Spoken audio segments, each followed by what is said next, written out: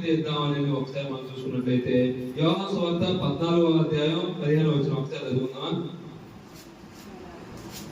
యోహాను సువార్త 14 అధ్యాయం 15 మనం ఒకసారి చదువుకుంటే, మీరు నన్ను ప్రేమించిన యెడల నా ఆజ్ఞలు గైకొనవలెను.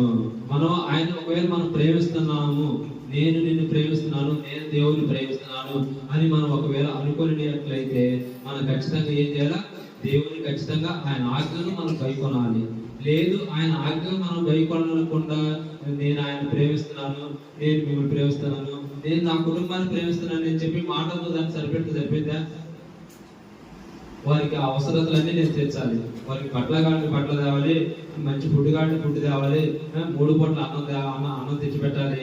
చిన్న వారికి ఇంట్లో చిన్న కోరికల పిల్లలకి వారికి నేను తీర్చేవాడిగా, ఇంటి కుటుంబ పెద్దడిగా నేను ఉన్నందుకు వారి యొక్క అవసరతలు నేను తీర్చేవాడిగా ఖచ్చితంగా ఉండాలి. అదే విధంగా నేను ఈ అవసరతలు అన్ని నేను తీర్చకుండా నేను మిమ్మల్ని ప్రేమిస్తున్నాను అంటే దాంట్లో ఏమన్నా ప్రయోజనం ఉందా? అది ఒట్టి మాటలుగా పరిమితం. కానీ అదే విధంగా మనం దేవుని విషయానికి వచ్చేసరికి కూడా నేను దేవుని ప్రేమిస్తున్నాను, నేను యేసుక్రీస్తుని ప్రేమిస్తున్నాను అని మనం చెప్పుకుంటున్నాం. కానీ నిజంగా మనం ఆయన ప్రేమిస్తున్నామా? మనం నిజంగా ఆయన ప్రేమిస్తే మనం ఏం చేస్తాము? ఖచ్చితంగా మనం ఆయన ఆజ్ఞలు మనం పాటిస్తాము.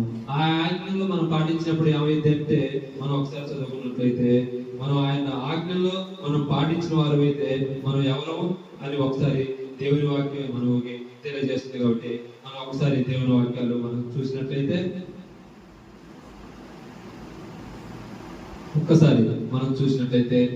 అదే విధంగా యోహాను సువార్త 15 అధ్యాయం 14 అంటే ఇది రివర్స్, దానికి దీనికి ఆపోజిట్ గా వస్తుంది. యోహాను సువార్త 15 అధ్యాయం 14 మనం ఒకసారి చూసుకున్నట్లయితే చదవండి. నేను మీకు ఆజ్ఞాపించిన వాటిని చేసిన యెడల మీరు నా స్నేహితులై ఇద్దరు. నేను మీకు ఆజ్ఞాపించిన వాటిని మీరు చేసిన యెడల మీరు నా స్నేహితులై ఉన్నారు. అంటే యేసుక్రీస్తు వారిలో ఏమైనా పాపం ఉన్నదా? ఆయనలో ఏ విషయంలో కూడా పాపం లేదు.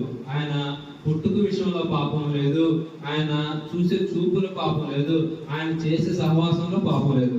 ఇప్పుడు ఒక మంచి వ్యక్తి ఉంటాడు, ఆ మంచి వ్యక్తి ఎవరితో సహవాసం చేస్తారు? మంచి వ్యక్తులతో సహవాసం చేస్తారుగా. అదే విధంగా యేసుక్రీస్తు వారు మనతో సహవాసం చేస్తారంటే అప్పుడు మనం మంచి వ్యక్తులు అయితేనే కదా మనతో సహవాసం చేసేది. ఒకవేళ మనం మంచి వ్యక్తులు కాకపోతే దేవుడు మనతో, యేసుక్రీస్తు వారు మనతో సహవాసం చేస్తాడా? మనం ఆయన ఆజ్ఞలు ఖచ్చితంగా మనం గైకొనేట్లయితే అప్పుడు ఖచ్చితంగా మనం మంచి వ్యక్తులు అవుతాము. అలాంటప్పుడు మనం మంచి వ్యక్తులు అయినప్పుడు ఆయన దేవుడై ఉన్నాడు. అప్పుడు మనతో స్నేహం చేసినట్లా ఏమైంది? మంచి స్నేహితుడు. అంటే మంచి స్నేహితుడు ఒక మంచి ఉన్నత స్థానంలో ఉన్నప్పుడు, ఒక గొప్ప స్థితిలో ఉన్నప్పుడు మనం ఆదుకుంటాడా లేదా? ఖచ్చితంగా ఆదుకుంటాడు. ఎందుకంటే నిజమైన స్నేహితుడు విడువడు, ప్రేమించుడు.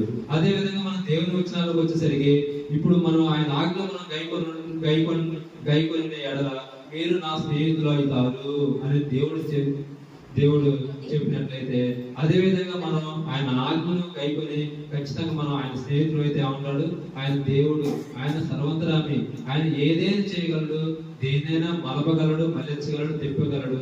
ఆయన దేవుడికి ఆయన కానీ మన స్నేహితులు అయితే ఆయన గొప్ప స్థితిలో ఉన్నాడు. కాబట్టి ఆయన మంచి స్నేహితులకి ఎప్పుడైనా సాయం చేయకుండా ఉంటాడు. ఖచ్చితంగా ఆయన మన సహాయం చేస్తాడు. అదే విధంగా మనం ఆయన ఆజ్ఞలు ఖచ్చితంగా మనం పాటించే వారిగా ఉండాలని మీ అందరికీ నేను తెలియజేస్తూ, అదే విధంగా